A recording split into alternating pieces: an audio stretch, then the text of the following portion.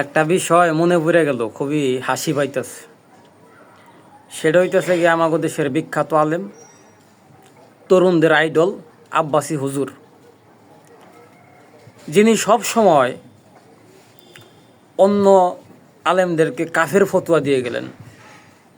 বুঝলাম না, ওনার কাছে বাংলাদেশের সমস্ত আলেমই কাফের। এখন বললে বিষয়টা খারাপ শোনা যায়, ওনার উপর আল্লাহর ফেরেশতারা ভর করছে আর বাকি সব কাফের। আমির হামজা হুজুর মুখ ফসকে একটা কথা বলে ফেলছে, তিনি ক্ষমা টমা চাইছে, তাকে ক্ষমার দৃষ্টিতে দেখা উচিত এবং তিনি আল্লাহর কাছে ক্ষমা চেয়েছে, আল্লাহ চাইলে তাকে ক্ষমা করে দিবে।